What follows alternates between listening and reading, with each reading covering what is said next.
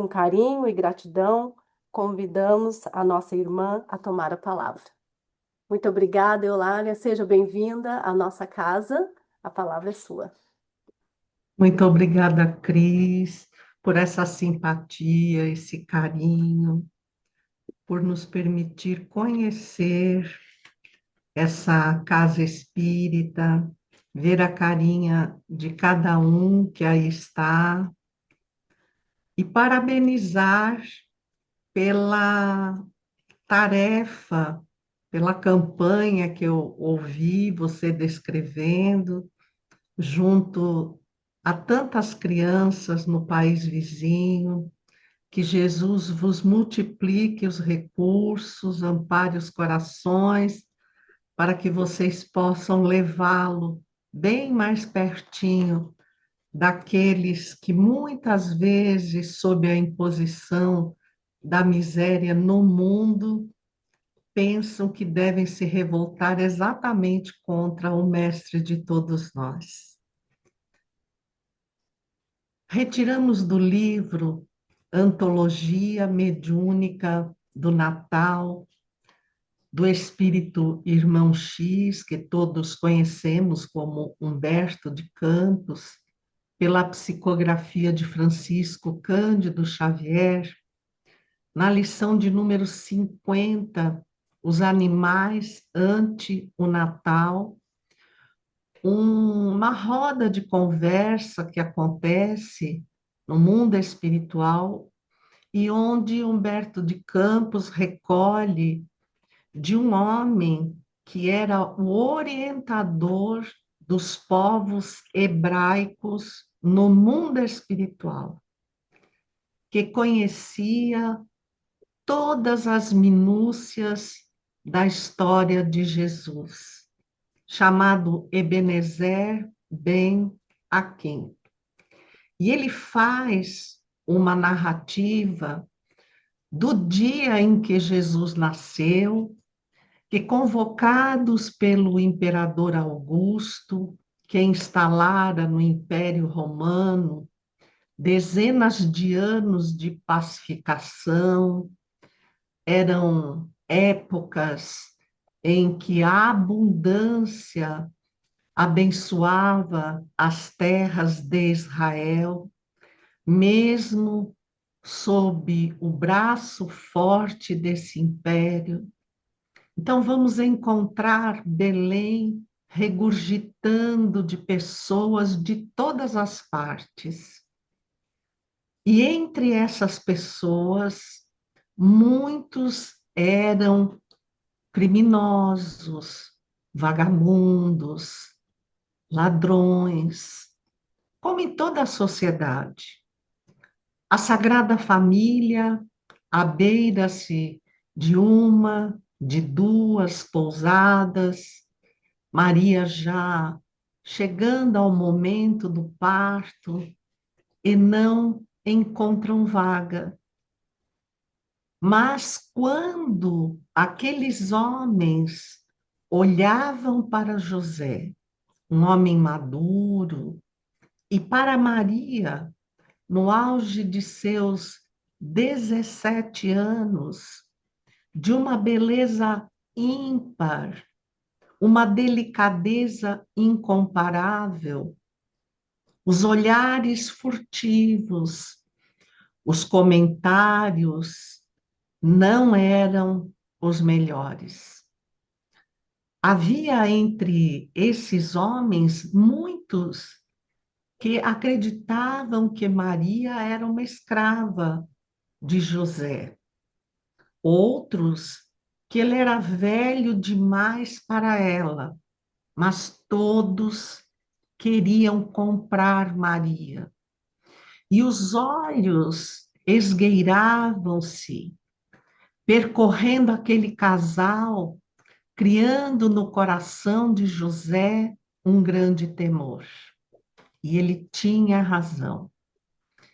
Enquanto pareciam ser apenas eles, uma caravana extensa do mundo espiritual, sob a liderança de Gabriel, o anjo da Anunciação, um espírito de grande escola, que tinha a responsabilidade de proteger essa família, porque as investidas dos espíritos revoltosos, contrários à instalação do cristianismo, não desistiam, tentando de todas as formas fazer naufragar o nascimento de Jesus. E foi num largo em que a família foi surpreendida por um bando de homens que tentavam encurralá-los. Pareciam três seres frágeis, desprotegidos, mas o próprio anjo Gabriel, sabendo do tamanho da sua responsabilidade, ajoelhou-se e pediu a interferência direta do Pai para proteger a criança que a breve tempo nasceria. Sem saber o motivo, uma luz invadiu aquelas vielas escuras, assustando todos aqueles que furtivamente tentavam retirar Maria da segurança de seu esposo. E eles partiram para fora da cidade, para o deserto, abrigando-se numa gruta calcária, onde se refugiavam os animais, porque o deserto, excessivamente quente durante o dia, tinha baixas temperaturas à noite. E foi ali que Maria deu à luz aquele que é o Senhor e governador do planeta Terra. Emmanuel, no livro A Caminho da Luz, em seus capítulos 1 e 2, no primeiro ele trata da gênese planetária e nos fala diversas vezes o benfeitor sobre a liderança e a coordenação exercida por Jesus como o espírito responsável, não apenas pela criação, mas também pela condução dos espíritos que lhe foram confiados, entre eles nós que aqui nos encontramos. Já no capítulo 2, que trata da vida organizada, há um pequeno trecho de uma beleza que passa aos nossos olhos, pelo menos daqueles que já tiveram a oportunidade de fazer a leitura desse livro, porque nos descreve, na ótica de Emmanuel, o momento em que um bloco de matéria informe, é exatamente assim que se encontra no livro, que a sabedoria do Pai deslocara do sol para as mãos de Jesus, confiando-lhe a responsabilidade de idealizar a escultura geológica do orbe terreno. Junto dele, seus exércitos de trabalhadores devotados, estatuídos de uma autoridade moral ímpar, uma comunidade de espíritos puros e eleitos pelo Senhor Supremo do universo, em cujas mãos repousavam, também sob o comando de Jesus, as rédeas diretoras da vida da Terra. Então, nós tomamos dessa pequena e preciosa informação para fazermos a nós mesmos um questionamento indispensável. Cada um de vocês que aqui se encontra sabe realmente quem é Jesus? Porque é tão comum, obviamente, em meio aos dias tormentosos que vivemos na Terra, em que esses mesmos espíritos e os que lhe seguem o passo, que queriam fazer naufragar a vinda de Jesus, e ele não precisava vir em pessoa. Ele poderia mandar como fazia e continuou fazendo, e vai fazer, enviando seus mensageiros, espíritos da categoria da primeira ordem, da qual ele também pertence, e que talvez nós não saibamos detalhes da condição em que se encontram esses espíritos, e muitas vezes inseguros, nos perguntando: mas será que vale a pena tanto empenho em fazer o bem, se somos pessoas insignificantes, quando o poder das nações, de forma desmedida, guerreia, saqueia, mata? Será que o bem, de fato, vai vencer na Terra? Será que essa tão anunciada regeneração planetária em algum momento vai se instalar? Eu só tenho para dizer uma coisa: que nós não sabemos na maioria das vezes. No entanto, esses espíritos infelizes têm absoluta certeza. Tanto que, quando nós dizemos assim, o bem está sendo atacado frontalmente pelo mal, isso não é verdade. Porque o bem está acima de qualquer mal. Percebam uma coisa: o mal só sabe destruir, mas é totalmente impossibilitado de criar. Para ele existir, para ele agir, o bem precisa criar, e o mal necessita de instrumentos para exercê-lo. Só por isso, nós já deveríamos ter absoluta certeza que o mal nunca atingirá ou colocará em risco, em definitivo, o bem. Mas se formos à Revista Espírita, tão esquecida dos espíritas, em sua edição de fevereiro de 1868, em duas matérias muito interessantes, que são intituladas Os Messias do Espiritismo e Espíritos Marcados.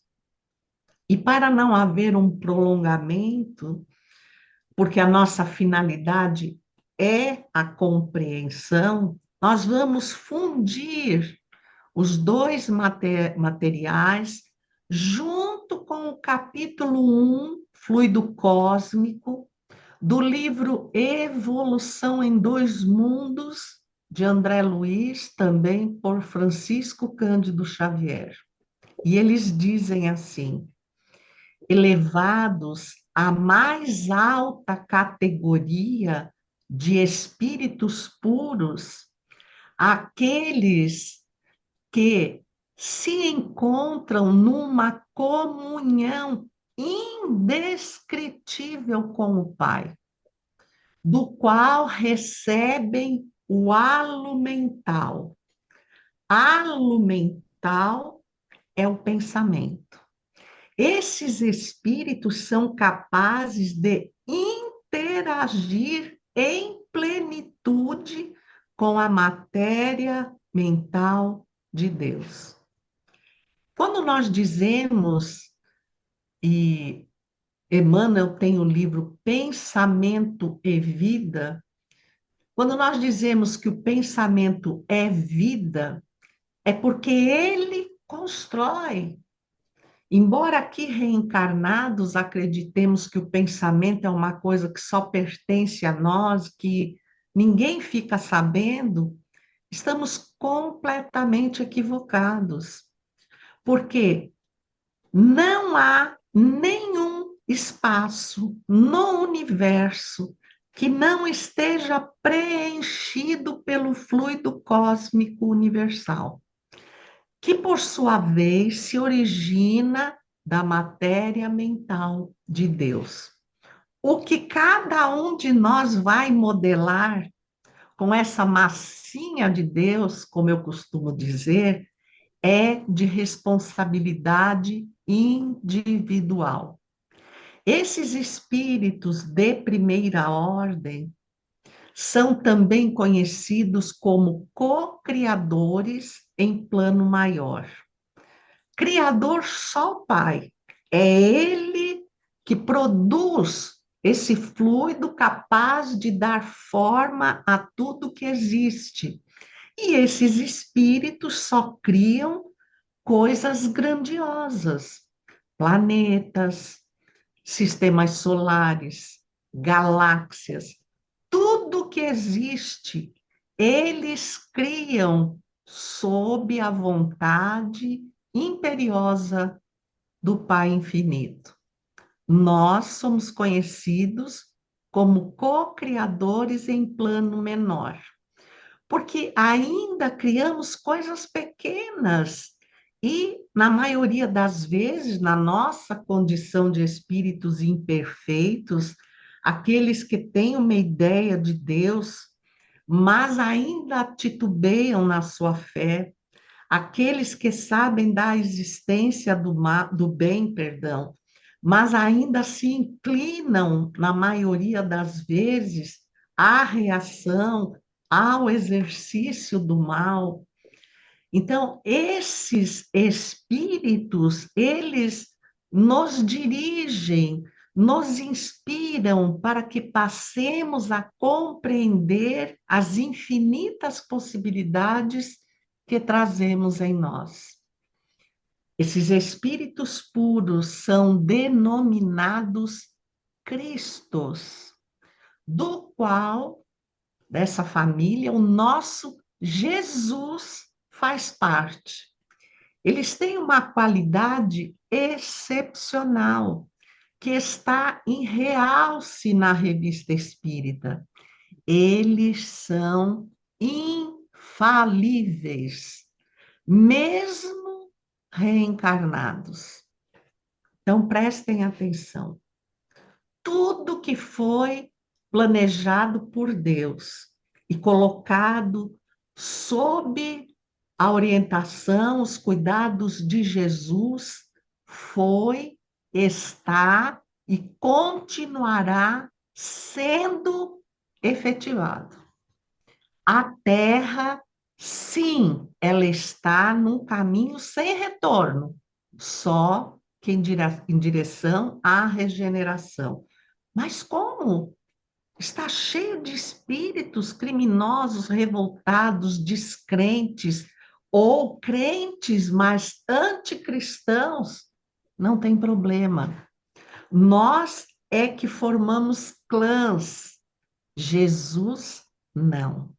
E Jesus permite ser compreendido da forma como cada um é capaz.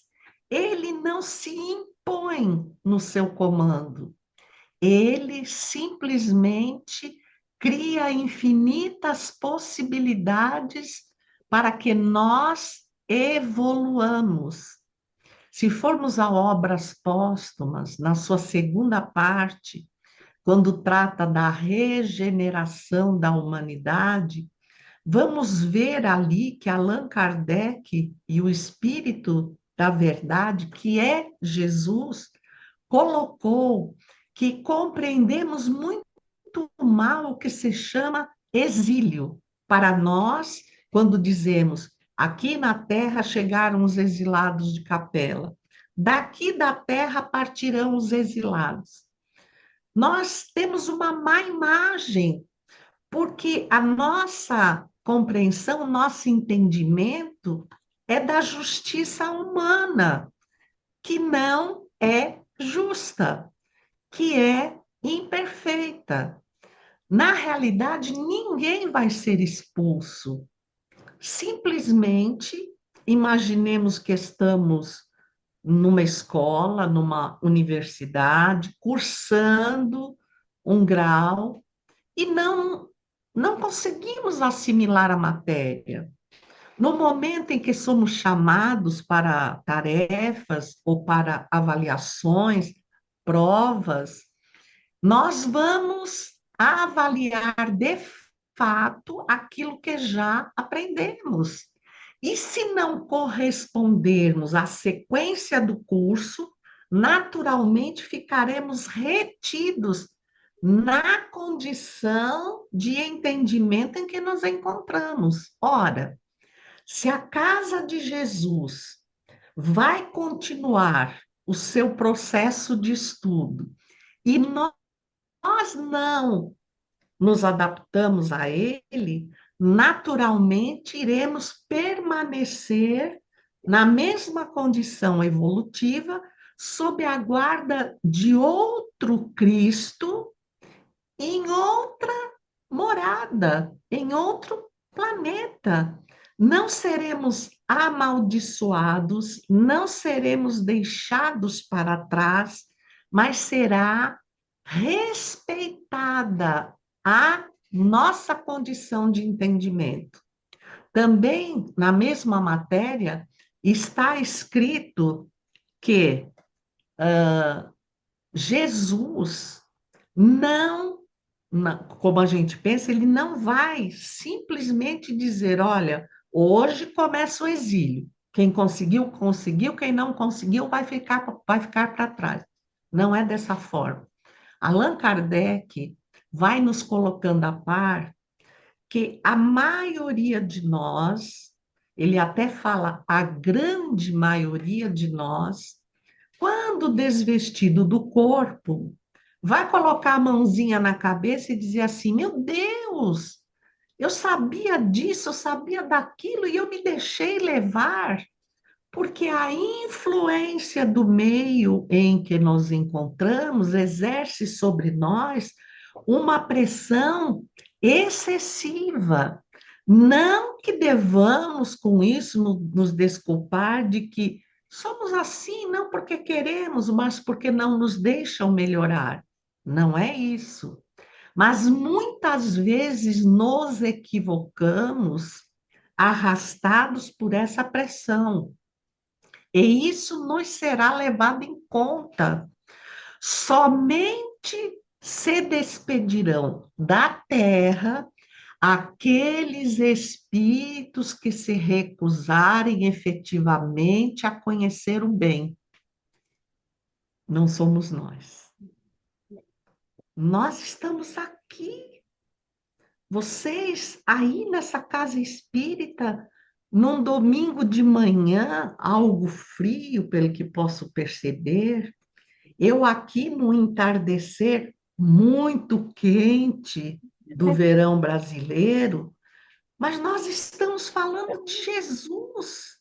Vocês estão aí lutando, angariando recursos para ajudar pessoas que, de fato, na identidade terrestre vocês não conhecem, mas cujo coração se compromete com elas para amenizar-lhes a dolorosa travessia nesta etapa chamada reencarnação em tempos tão complicados. Para quê? Para que elas olhem para vocês e vejam Jesus em ação. Não, não importa se nós fazemos pouco ou muito, o que importa é como fazemos, como o nosso coração está atrelado ao projeto de Jesus, que é a melhoria da terra. Então, nós temos diante de nós um espírito de alta grandeza, que depois de 33 anos, sendo três de entrega total ao seu messianato, mas que nas passagens evangélicas, nos evangelistas do Novo Testamento, e também no livro Boa Nova, logo na sua abertura, que fala sobre os fatores históricos da chegada de Jesus à Terra, nós vamos perceber que desde pequenino, vivendo em Nazaré, uma cidadela, conduzido pelas mãos de sua mãe à fonte,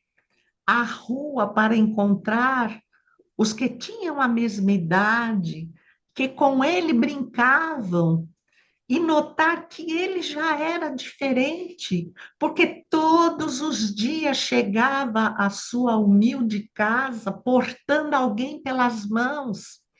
E é narrado que certa feita ele chega acompanhado dos dois mais terríveis criminosos do Vale de Misepe, dizendo a seus pais: ninguém quer ajudá-los, eles estão fazendo uma travessia.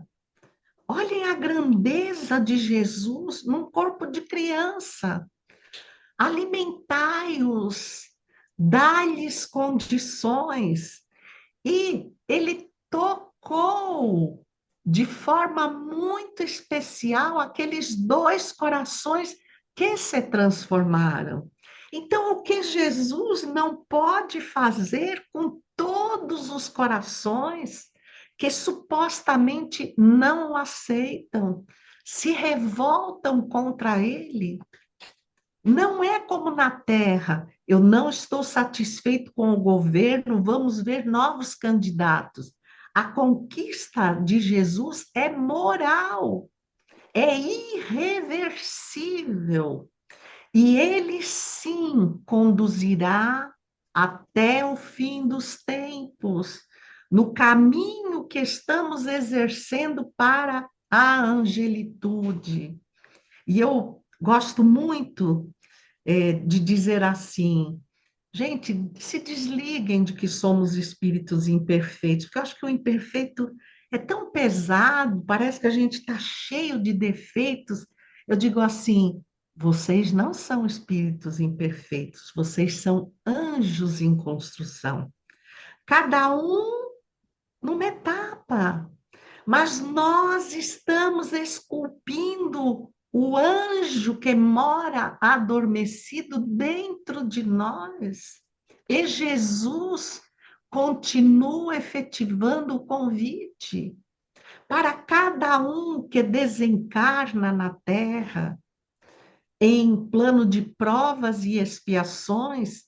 Jesus envia outros espíritos de maior envergadura, alguns que já não têm mais vínculos com a terra, espíritos da ordem dos espíritos bons, porque há três ordens distintas que nos foram dadas a conhecer. Não quer dizer que sejam as únicas.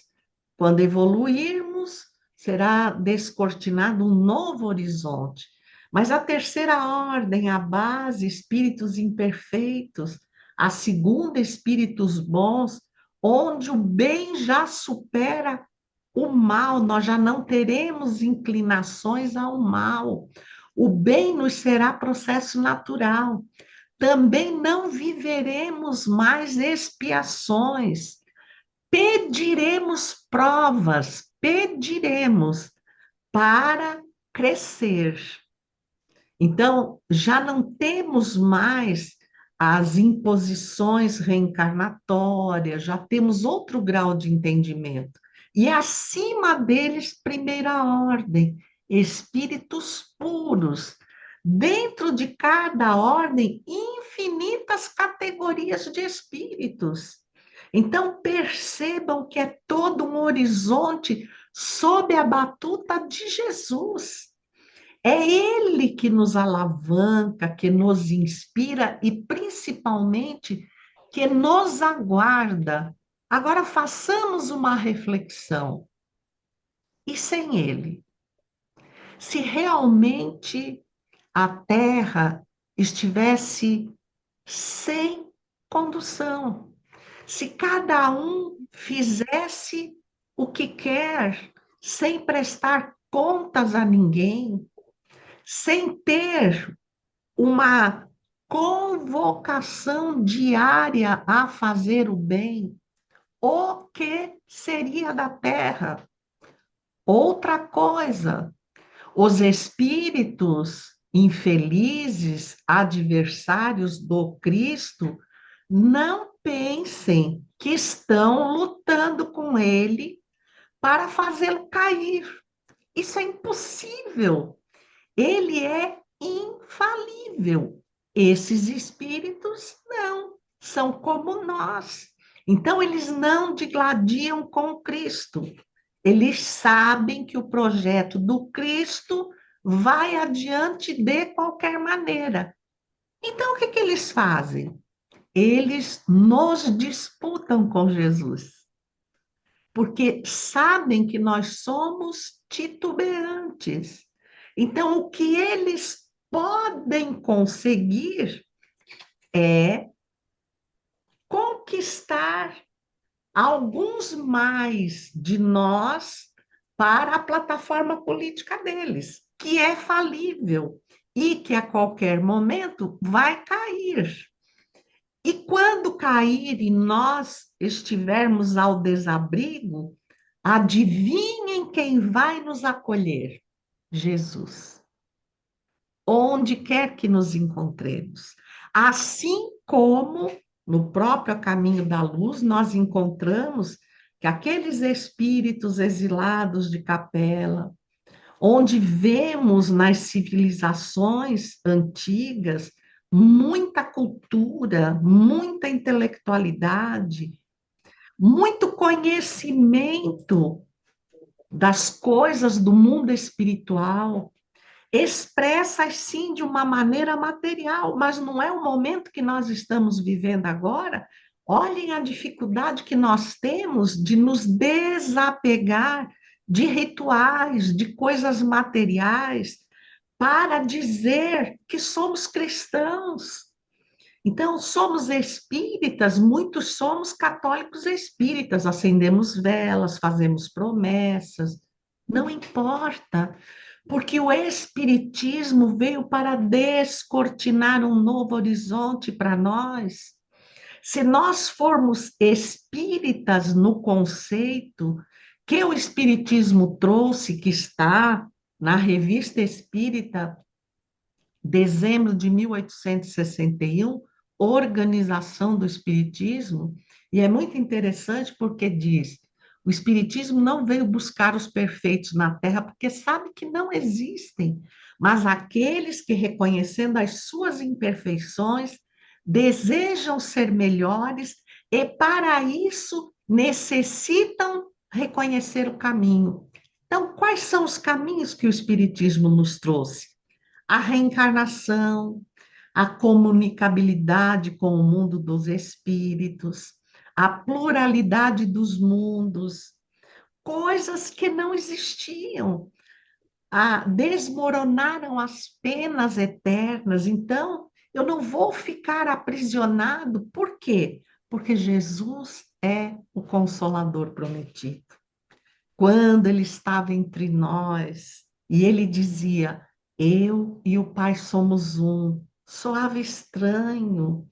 O que que Jesus queria dizer com aquilo? Está em João.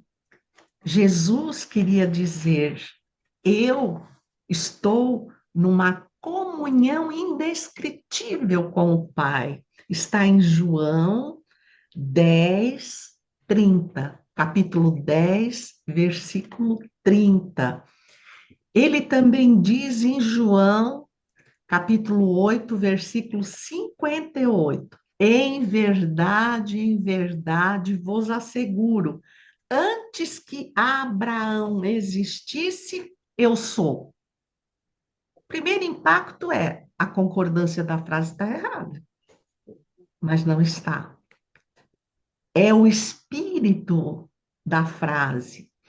Abraão, considerado patriarca da humanidade, simplesmente antes de Abraão existir, Jesus já era um espírito puro. Ele já era um espírito puro antes de construir a terra. De lá para cá, ele só tem avançado. Como nós espíritas podemos titubear neste momento? Como é que nós podemos temer que a qualquer momento o mundo acabe? Que o mal expresso, ainda em cada um de nós, em pequenas, médias, grandes proporções, de acordo com o campo de ação que nos está garantido, e basta nos perguntar: quem sou eu diante da minha família, diante dos meus amigos, da minha profissão, da comunidade em que vivo? Esse que eu sou, como seria se eu detivesse o poder de governar uma nação? Porque aqueles a quem nós apontamos o dedo podem ser simplesmente um de nós em oportunidade diferente. Certa feita perguntaram a Chico Xavier, e isso está no livro Chico, de Francisco de Adelino da Silveira. Chico, como é que o Espiritismo define um criminoso? E ele responde: um de nós que foi descoberto. Porque às vezes não fazemos coisas medonhas porque não temos oportunidade. Não somos tentados por elas. Não temos ação sobre elas. Mas e se tivéssemos, o que faríamos? Nós não podemos acreditar que o mundo está desgovernado. Bom, Eulália, então, se não está, por que Jesus já não resolve tudo? Porque ele está empenhado em levar com ele a maioria de nós. E vai tentar isso até o último ceitil, até expurgarmos tudo que a terra permitir. As portas do umbral, dizem, foram abertas desde a época da chegada do Espiritismo. Espíritos que não reencarnavam há muito tempo, que estavam crivados no mal, eles estão aqui, mas entre nós. Será que nós não somos um deles? Será que esta oportunidade não está sendo dada para nós também? Então, olhem para essa casa que vos acolhe nesta manhã de domingo. Sabem o que ela é? Aquela gruta calcária no meio do deserto, onde a Sagrada Família encontrou segurança de abrigo. Este momento é o momento da manjedoura. É o momento em que os nossos corações estão diante de Jesus, renascido, clamando-nos que não nos detenhamos, que sigamos com Ele e que não o crucifiquemos mais, porque aqueles que o crucificam ficaram, faziam parte da multidão que ele curou tantas vezes. Não havia outra multidão senão aquela. E no momento final, ele olha para o céu e diz: Pai, perdoai-os, eles não sabem o que fazem. E se ele pudesse, eu acho que ele diria para nós, os espíritas: Pai, perdoai-os ainda um pouco mais, porque eles já sabem, mas ainda não fazem. Então percebam que ele continua vergado sobre nós. É ele que na escuridão a que muitas vezes nos isolamos, ou a qual somos atirados, Jesus nos desperta. Recordem do momento supremo do Getsemane, no Horto das Oliveiras. Ele deixou os discípulos e subiu um pouco mais para orar. Confiou a vigilância a quem? A Pedro. E quando ele retorna, Pedro havia dormido. E ele disse: Pedro, tu dormes. Nós somos hoje discípulos do Cristo, como Pedro. Então, em hora tão grave, nós não podemos adormecer, que quer dizer deixar para lá. Vamos ver para que lado vai. Vamos empurrando a vida. Não façamos isso. É a hora do Calvário. É a hora da arena. É a hora de sermos convocados aos testemunhos, não por nenhum tipo de castigo, mas para provar a nós mesmos que somos capazes de vencer esta noite e despertarmos na madrugada de um novo amanhecer, seguindo Jesus.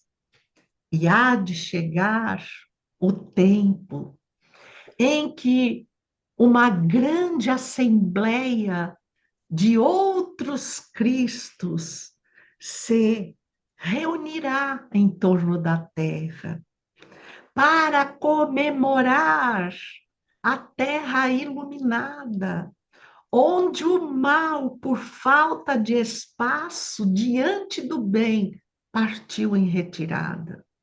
Nós estaremos lá, com absoluta certeza, nas arquibancadas das estrelas, nós estaremos lá. E muitos virão em caravanas de todas as partes do universo. Alguns espíritos que sequer ou experimentaram ou conheciam a Terra, a não ser das falas daqueles que descreviam o planeta azul, mergulhado em trevas densas, em disputas, em guerras, em combates morais. E esses espíritos chegarão e dirão: mas não é possível. Será que essa é aquela mesma terra que se encontrava nessa situação?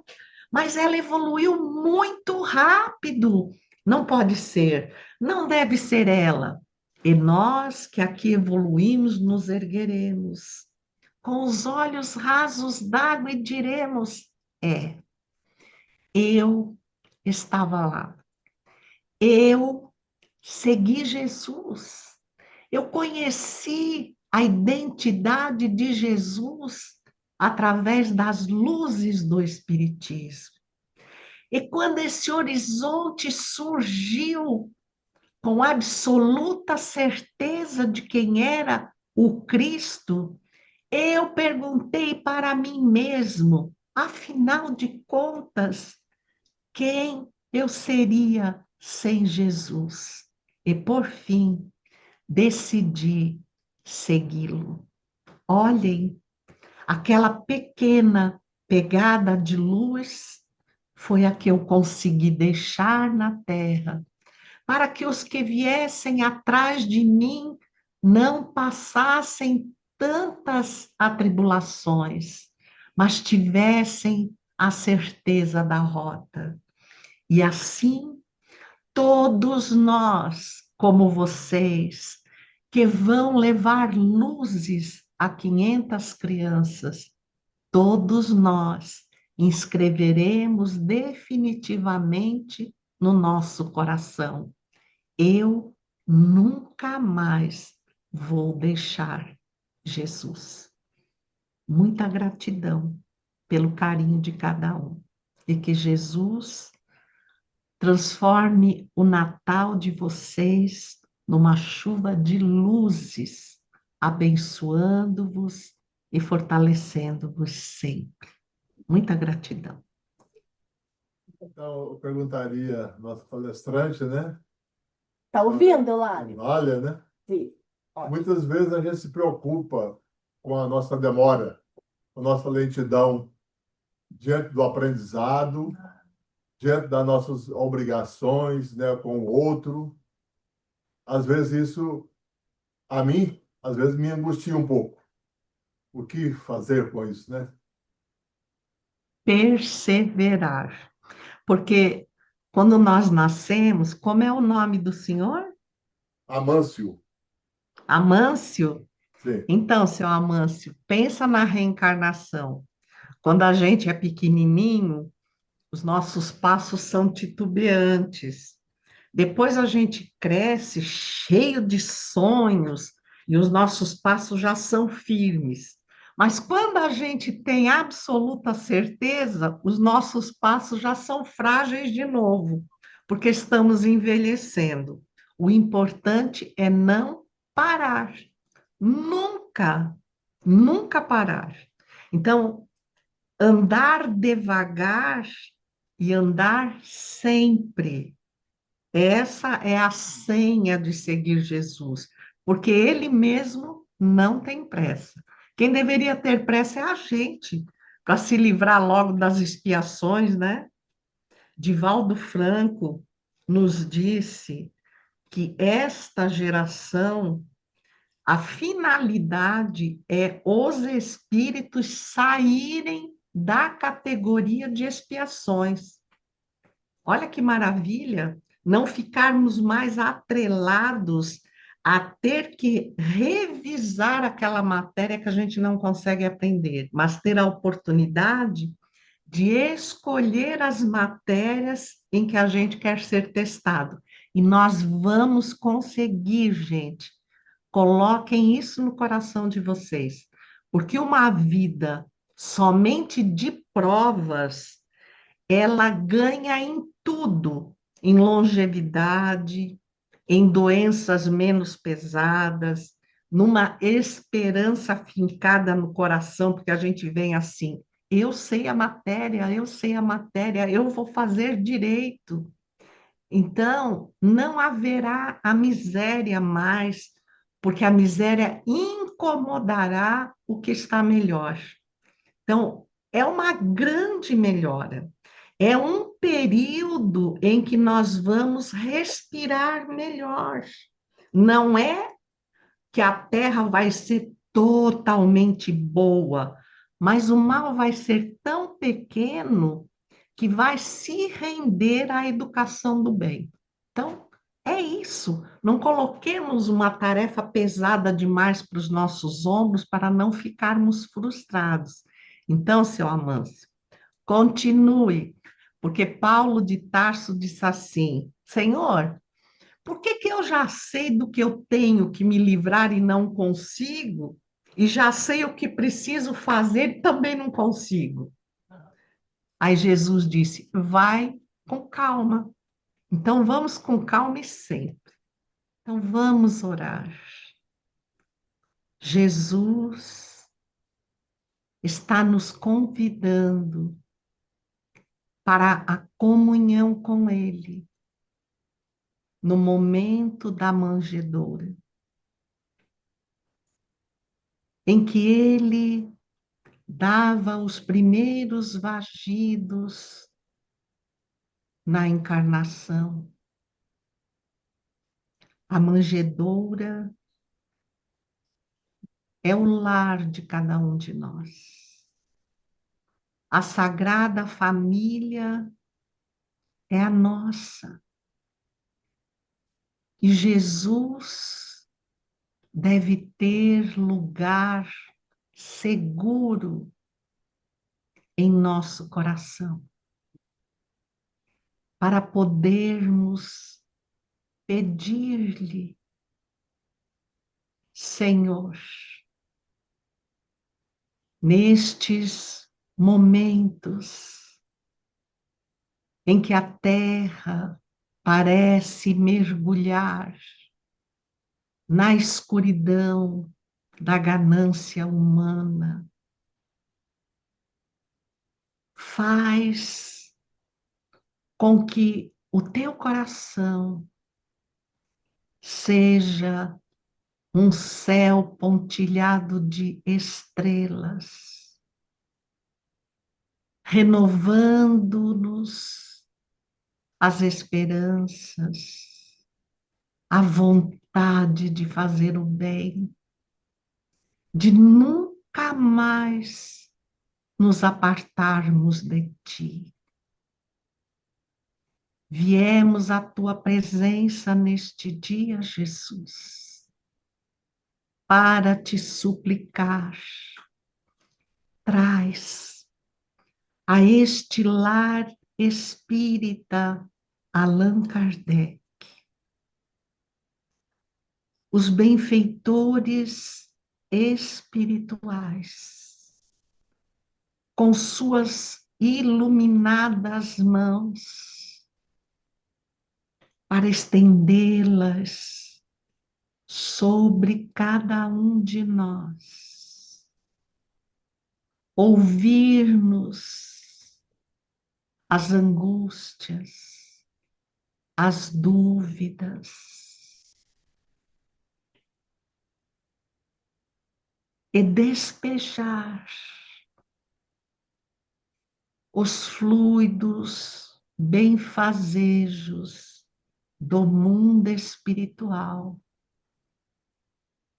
que esses fluidos, como luzes e flores, preencham cada espaço dessa querida casa, encharcando-nos de ti, Senhor, para que onde formos, com quem estivermos, não sejamos nós, mas sejas tu a falar pelo coração e pela boca, levando os mesmos fluidos a cada recanto da estrada. Abençoa este domingo, Senhor Jesus, e permanece conosco hoje e sempre. Que assim seja.